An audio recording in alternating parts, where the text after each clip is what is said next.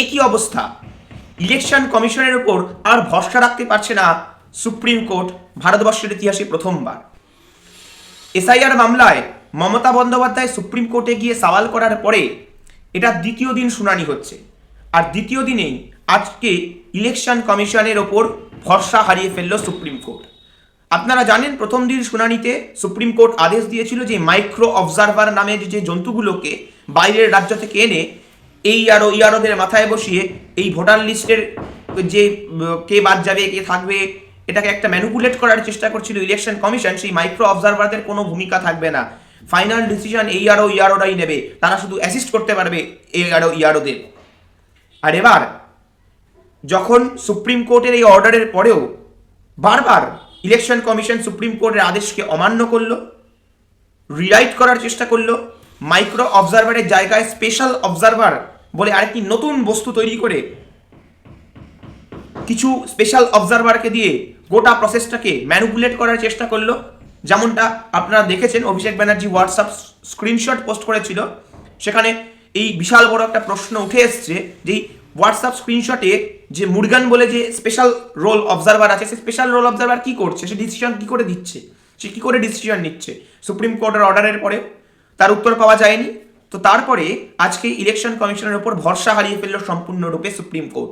আর কার্যত supreme court election কমিশনকে এক প্রকারে অপদার্থ ডিক্লেয়ার করে কলকাতা হাইকোর্টকে অর্ডার দিল, কলকাতা হাইকোর্টের প্রধান বিচারপতিকে অর্ডার দিল যে তিনি যেন একজন জুডিশিয়াল অফিসার নিয়োগ করেন এই পরিস্থিতিকে সামলানোর জন্য এবং যে পুরো ব্যাপারটাকে অবজার্ভ করবে। মানে কলকাতা হাইকোর্টকে সোজা কথায় মনিটর করার দায়িত্ব দিল, জুডিশিয়াল মনিটরে ফেলে দিল এই এসআইআর প্রসেসকে, যেটা একটা ঐতিহাসিক ঘটনা। ইলেকশন কমিশনের কাজের ওপর প্রথমবার কোনো জুডিশিয়াল অফিসারকে নিয়োগ করে জুডিশিয়াল মনিটরিংয়ে ফেলা হলো ইলেকশন কমিশনের কাজকে, যেটা এর আগে ভারতবর্ষের ইতিহাসে কখনো হয়নি। যেটা রাজ্য সরকার করে দেখালো, রাজ্য সরকারের লয়াররা করে দেখালো, সুপ্রিম কোর্টকে সত্যিটা বুঝিয়ে সত্যিটা বলে, যেটা মমতা বন্দ্যোপাধ্যায়ের সরকারের উকিলরা করে দেখালো নির্বাচন কমিশনের কাছে সত্যিটা তুলে ধরে। কারণ এসআইআর এর নামে যে ভোট চুরির চেষ্টা ইলেকশন কমিশন কন্টিনিউয়াসলি চালিয়ে যাচ্ছিল, সেটা এক প্রকার বাড়াবাড়ি পর্যায়ে পৌঁছে গেছিল, আর সেটাকে নিয়ন্ত্রণ করতেই আজকে সুপ্রিম কোর্টের এই আদেশ।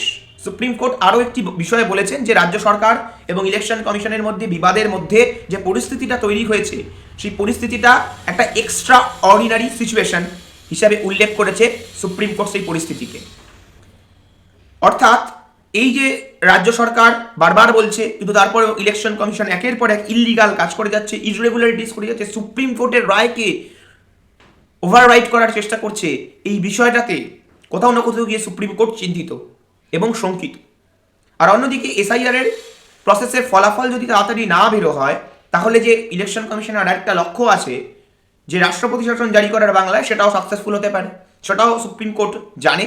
আর তাই এই বিষয়টাকে তাড়াতাড়ি সলভ করার জন্য এবং আর যাতে ইলেকশন কমিশন দাদাগিরি না করতে পারে, নিজের ইচ্ছা মতন পুরো প্রসেসটাকে ম্যানিপুলেট না করতে পারে, নিজের ইচ্ছা মতন বাংলার মানুষদেরকে ভাত না দিতে পারে, নিজের ইচ্ছা মতন বাংলার যারা সাধারণ খেটে খাওয়া গরিব মানুষ বা সংখ্যালঘু শ্রেণীর মানুষ যারা বিজেপিকে ভোট দেয় না, তাদেরকে বাদ দেওয়ার যে ষড়যন্ত্র চক্রান্ত ইলেকশন কমিশন করছে, সেটা যাতে না এগোতে পারে, সেটাকে সুনিশ্চিত করতে এই বিশেষ পদক্ষেপ নিয়ে জুডিশিয়াল অফিসার নিয়োগ করে পুরো বিষয়টাকে অবজার্ভ করার দায়িত্ব দিল কলকাতা হাইকোর্টের উপরে, যেটা সত্যি একটা যুগান্তকারী সিদ্ধান্ত। বাংলার মানুষ যাদেরকে ইলেকশন কমিশন কোনো কারণ ছাড়া বাদ দিয়ে দিচ্ছিল, আমরা দেখেছি, এটা আর মানে লোকানোর কিছু নেই, বিজেপি যতই বলুক লোকানোর আর কিছু নেই। যারা মারা যায়নি, যারা বেঁচে আছে, তাদেরকে মৃত বলে ডিক্লেয়ার করে দিচ্ছে, কোনো কারণ ছাড়া লোককে হ্যারাস করছে। এই পুরো বিষয়টা যে নির্লজ্জতার পর্যায়ে এসে পৌঁছেছিল, সেই নির্লজ্জতার পর্যায়ে এসে পৌঁছানোর পরে আজকে ইলেকশন কমিশনকে একটা খাটিয়ে থাপ্পড় দেওয়া দরকার ছিল, ইলেকশন কমিশনকে আটকানো দরকার ছিল, জ্ঞানেশ কুমারকে বোঝানো দরকার ছিল যে সে সংবিধানের ওপরে নয়, বিজেপির দালালি করতে গিয়ে ইলেকশন কমিশন যেন নিজের লিমিটে থাকে, নিজের লিমিট যেন ভুলে না যায়। সুপ্রিম কোর্ট আজকে ঠাটিয়ে থাপ্পড় মেরে এবং একটা জুডিশিয়াল অবজারভার বা জুডিশিয়াল অফিসারকে নিয়োগ করার আদেশ দিয়ে সেটা থাপ্পড়টা ইলেকশন কমিশনকে জ্ঞানেশ কুমারকে মারল, সেই ঠাটিয়ে থাপ্পড়টা। আমরা নিশ্চিত বাংলার কোনো এলিজিবল ভোটার বাদ যাবে না, যদি যায় তার ফলও ইলেকশন কমিশনকে ভুগতে হবে, তার পরিণামও ইলেকশন কমিশনকে ভুগতে হবে। সেটা আইনিভাবে অবশ্যই বাংলার সরকার বাংলার মানুষের পাশে দাঁড়াবে কিন্তু আশা করি ইলেকশন কমিশনের পরে আর সাহস করবে না, আর তাদের কাছে বিশেষ অপশনও থাকবে না বিজেপির হয়ে জোট চুরি করার।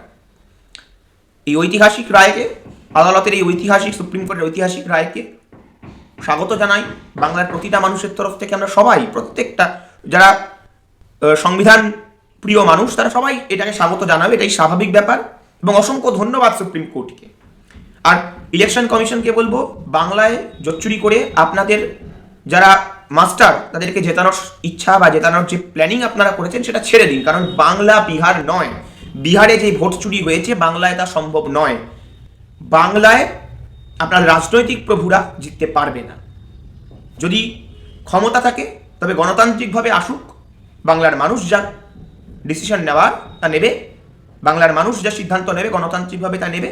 কিন্তু বাংলায় অগণতান্ত্রিকভাবে প্রক্রিয়া করে এ সমস্ত ধরনের চুরি, চিটিংবাজি, জোট চুরি করে আপনারা কিচ্ছু করতে পারবেন না।